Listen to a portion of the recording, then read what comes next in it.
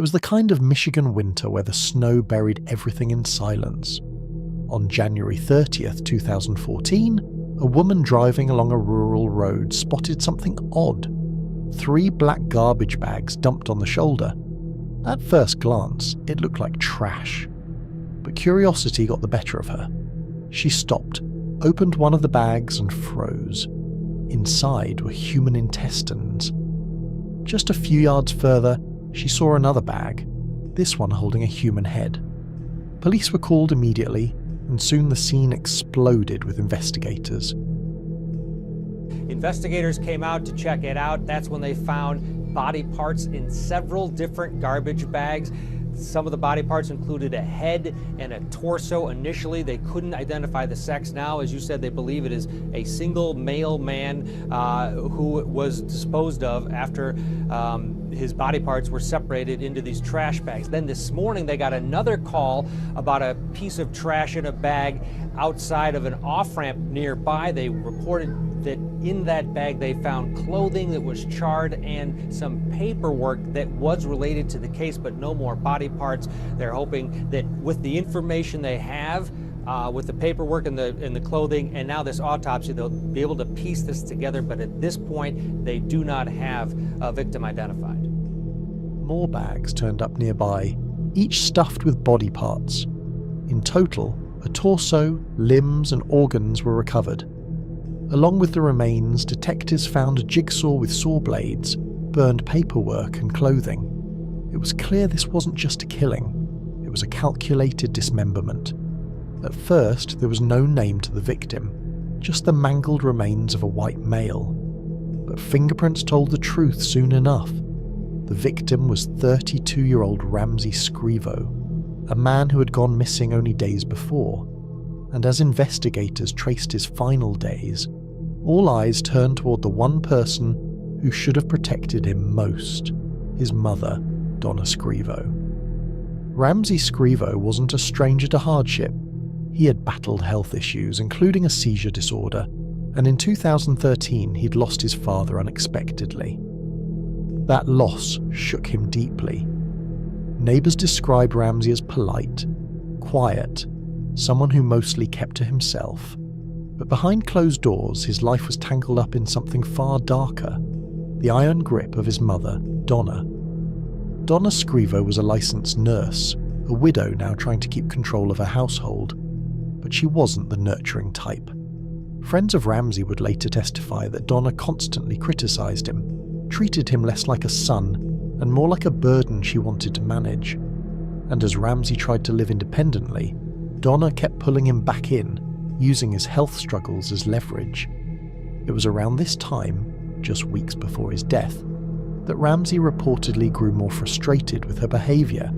He confided to people that his mother was controlling and even unstable.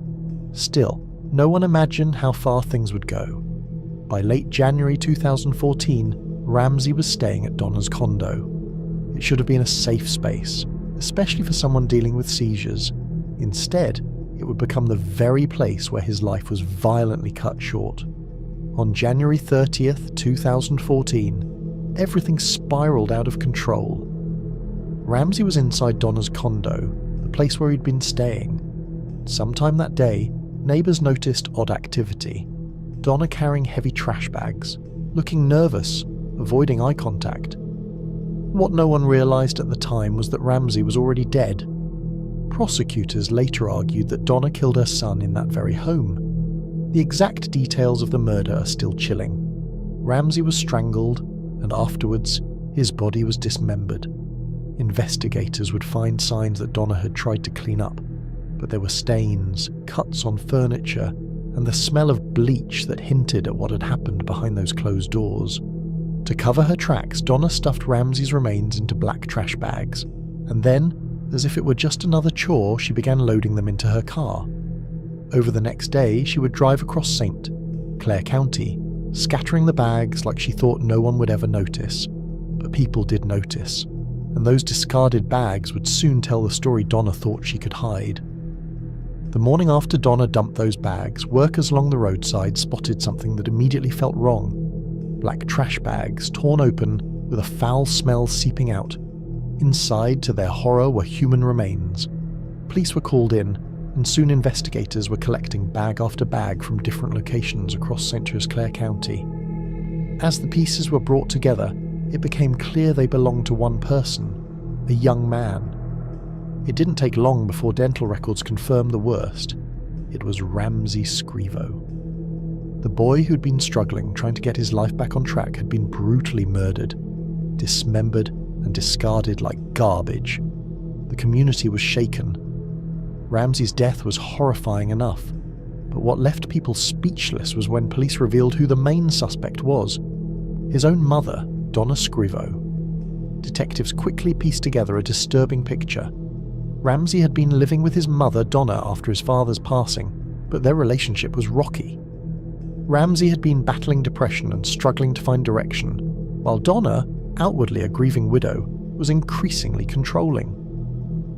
Police obtained surveillance footage that proved damning. Cameras showed Donna buying large trash bags, cleaning supplies, and even a saw at a local store, just days before Ramsey's remains were found. When investigators checked her car, traces of blood were discovered. The pieces clicked into place. Donna Scrivo wasn't a grieving mother of a missing son. She was the prime suspect in his murder. She'd poisoned Ramsey with prescription drugs, suffocated him, and then methodically dismembered his body. Afterwards, she scattered his remains along the roadsides, thinking no one would connect the dots. But the dots were connected, and the story that emerged was chilling.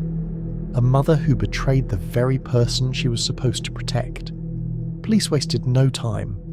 With the evidence mounting, Donna Scrivo was arrested and charged with the murder of her own son. The community was stunned. Neighbours remembered Donna as a soft-spoken woman who seemed devoted to Ramsey, often describing her as the grieving mother who had already lost so much.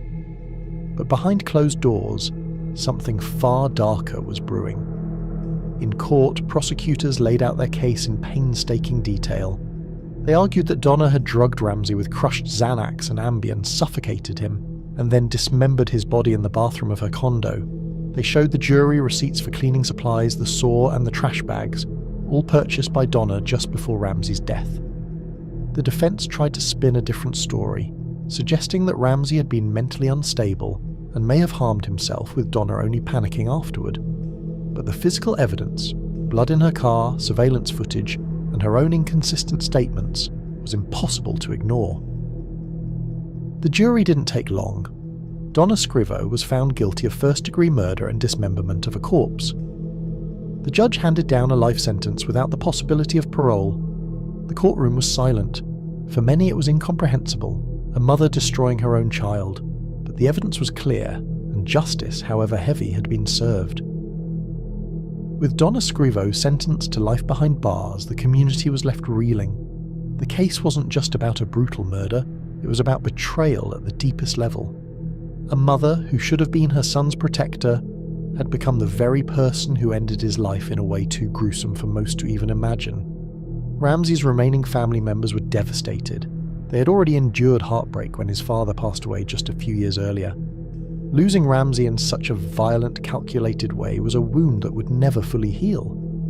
Many said the trial gave them closure, but it was the kind of closure that still leaves scars. For the public, the case became a chilling reminder that monsters don't always look like strangers lurking in the shadows. Sometimes, they're the people you trust the most, the ones sitting right across from you at the dinner table.